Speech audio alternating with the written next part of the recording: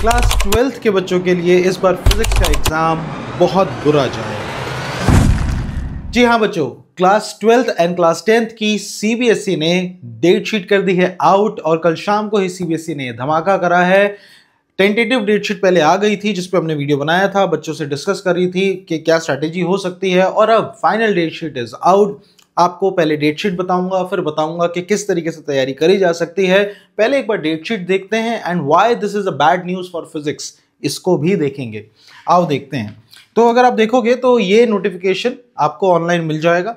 तारीख देखो बेटा, 30 अक्टूबर 2025 यानी कल ही ये डेट शीट आई है। इसमें अगर हम बात करें तो क्लास 10th और क्लास 12th की डेट शीट आउट हो गई है। क्लास 10th की अगर बात करें तो this is the date sheet for class 10th। ठीक है, तो 10th के बच्चों के लिए ऐसी कोई दिक्कत नहीं है। 10th के बच्चों का एग्जाम 17 फरवरी, यानी कि मान सकते हैं कि जो 12th का एग्जाम है उसमें मेन एग्जाम अगर फिजिकल एजुकेशन को पकड़ के चले तो वो 18 से स्टार्ट है, 10वीं वालों का 17 फरवरी से स्टार्ट हो जाएगा। पहले हो जाएगा बेटा मैथ्स का एग्जाम बच्चों का 17 तारीख का। उसके बाद अगर आप आगे जाते हैं तो सीधा 21 तारीख को इंग्लिश का एग्जाम बच्चों का है। तो मैथ्स के बाद सीधा इंग्लिश है। इंग्लिश के बाद देखो बेटा आपको काफ़ी ऑफ मिलता है, और उसके बाद आप आते हो सीधा साइंस का एग्जाम जो कि है 25 तारीख। तो यानी आपका पहला एग्जाम जैसे 21 को हुआ इंग्लिश, तो आपको 22, 23, 24 लगभग 3 दिन का आपको समय मिल रहा है साइंस के लिए, मतलब जिसमें आप अपना फिजिक्स, केमिस्ट्री और बायो रिवाइज कर सकते हो। पिछली बार हमें ज़्यादा दिन मिले थे, हमें मेरे ख्याल से अप्रॉक्सीमेट 5 दिन तो मिले थे पिछले साल जो साइंस का एग्जाम हुआ था 10वीं का।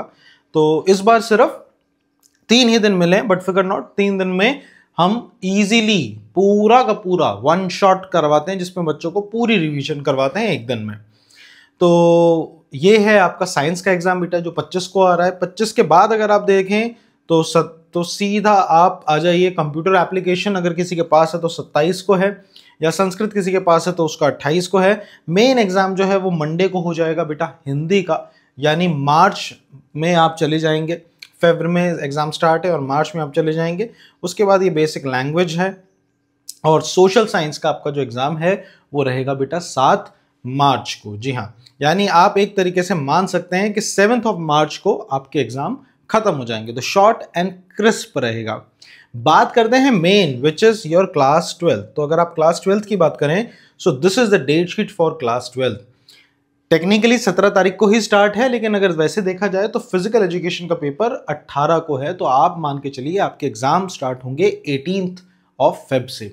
नाउ जिन बच्चों के पास फिजिकल एजुकेशन है उनका तो चलो बेचारों को करना पड़ेगा, बट जिनके पास नहीं है उनके लिए अच्छी न्यूज़ है, क्योंकि उनका पहला एग्जाम फिजिक्स का होगा, that will be on 20th Feb. ठीक है, now why this is a bad news for physics, I am gonna tell you right now. देखो, अगर तुम्हारे पास फिजिकल एजुकेशन नहीं है तो तुम सेफ हो, कोई दिक्कत नहीं, आराम से 20 तारीख को एग्जाम है, बढ़िया से फिजिक्स की पढ़ाई करो।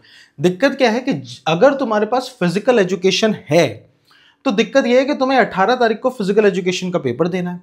मतलब पेपर दे के आओगे तो जब शाम को तुम घर पहुंचोगे तो ऑलमोस्ट 3 बजे के आसपास, मान लो 3 बजे से लेके शाम के 18 तारीख का 3 बजे और फिर 19 तारीख, सिर्फ इतना ही समय मिलेगा तुम्हें प्रॉपरली कॉन्सेप्ट्स को दिमाग में फिर से बैठाने पे।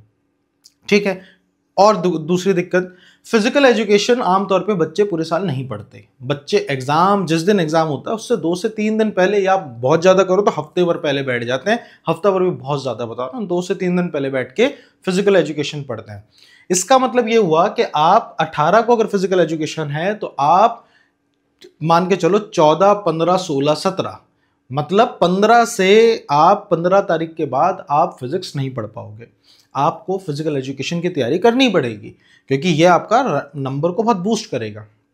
यानी अगर आपके पास फिजिकल एजुकेशन है तो बेटा आपको फिजिक्स का सारा रिवीजन 15 तारीख से पहले खत्म करके रखना है। ऑल्दो जिन बच्चों के पास फिजिकल एजुकेशन नहीं है उनके लिए बहुत बढ़िया ये है, क्यों? क्योंकि वो 15 तारीख के बाद भी 19 तारीख तक बढ़िया तैयारी कर सकते हैं, उनके दिमाग में रहेगा, वही चीज़ पढ़ रहे। लेकिन बाकी बच्चों को 15 फरवरी से पहले फिजिकल एजुकेशन, फिजिक्स का सारा पढ़ना पड़ेगा। तो ये आपके दिमाग में बैठ जानी चाहिए बात, क्योंकि ये आपको तंग करेगा। बिल्कुल तंग करेगी ये चीज़, क्योंकि 15 तारीख के बाद आपको फिजिकल एजुकेशन पढ़ना है। एग्जाम देने के बाद जब घर आओगे तो तुरंत रिवाइज करने बैठ जाना है। तो कहीं ना कहीं कॉन्टिन्यूटी में एक ब्रेक आता है जो आपके एग्जाम को अफेक्ट करेगा।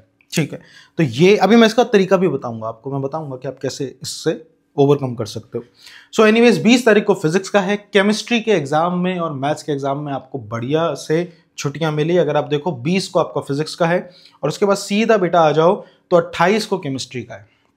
20 तारीख का दिन भी मिलेगा 3 बजे के बाद का, और आगे आने वाले 7-8 दिन भी आपके पास हैं। 8वें दिन शायद आपका केमिस्ट्री का पेपर रहेगा, 28 को पेपर है।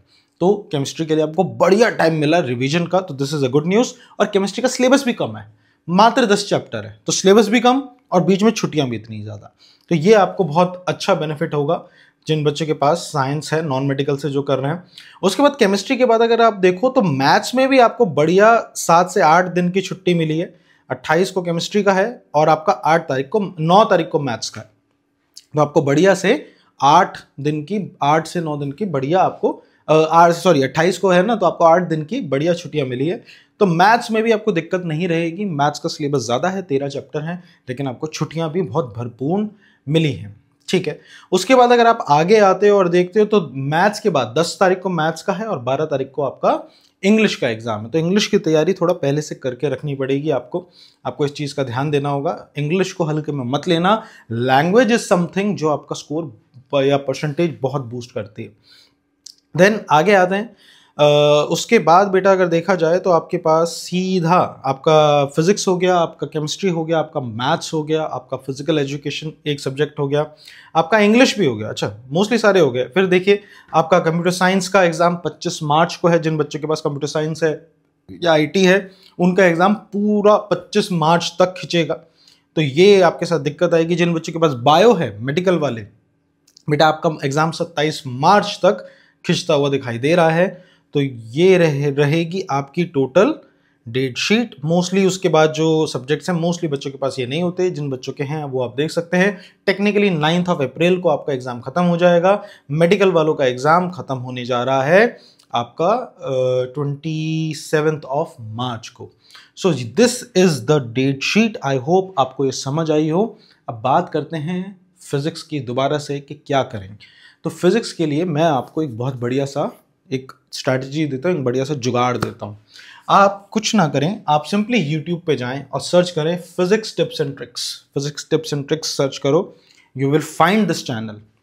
इस चैनल पे जाओ और इस चैनल के अगर आप वीडियोस में जाओ तो आपके लिए बहुत सारे चैप्टर्स के वन शॉट मिलेंगे और बिल्कुल जेई लेवल के वन शॉट। मैं फिर आपको बता रहा हूँ, आप लोग ये सोच के कह रहे हैं तो जेई लेवल का है, हमको पढ़ने की जरूरत नहीं है। भाई पिछले साल का कोई दोस्त है जिसने 12वीं का एग्जाम दिया है, जाके उससे एक बार बात कर लो, या इसी वीडियोज में जाके नीचे जाके चेक कर लो पिछले साल का आफ्टर मैथ की वीडियो बना रखी है, फिजिक्स के एग्जाम के बाद बच्चों की क्या हालत हुई थी। तुम्हारे अंदर से ऐसा डर बैठ जाएगा ना कि तुम हायर लेवल पे पढ़ना स्टार्ट करोगे। ठीक है, तो इसलिए ये वन शॉट वीडियो तुम्हारे लिए बहुत इंपॉर्टेंट है, क्योंकि ये तुम्हारा सिलेबस जल्दी खिंचवाएगी और सब टेक्निकल डिटेल के साथ तुम्हें चीजें पता चलेंगी। अगर उसके बाद भी, क्योंकि मुझे पता है बहुत से बच्चे अभी भी नहीं जगेंगे, वो जगेंगे कब, जब दिसंबर पहुंच जाएगा कि सर अब पास करवा दो, उनका टारगेट होगा सर पास करवा दो बस। तो उनके लिए पिछले साल की तरह हम लोग शॉर्ट वीडियोस लेके आएंगे, स्ट्रैटेजी की वीडियोस। अभी भी स्ट्रैटेजी की वीडियोस काफ़ी आ रही हैं, अगर आप फॉलो करो सिंपली ये how to score 95% in 60 days, 2 महीने के अंदर कैसे स्कोर कर सकते हो। Go and watch this video, it is a very beautiful video. सारी की सारी स्ट्रैटेजी डिस्कस करी है। 2 महीने से पहले 3 महीने की भी स्ट्रैटेजी मैंने बताई थी। और उसके बाद मोस्ट इंपॉर्टेंट टॉपिक, जैसे प्री बोर्ड्स के मोस्ट इंपॉर्टेंट टॉपिक्स हैं, डेरिवेशंस हैं, वन शॉट्स हैं, वेव जैसे वेव ऑप्टिक्स के वन शॉट्स हैं, 90 न्यूमेरिकल्स अगर नहीं बनते तो उसकी भी स्ट्रैटेजी बताई हुई है। डिलीटेड टॉपिक्स जो नहीं करने उसके लिए यू हैव अ वीडियो।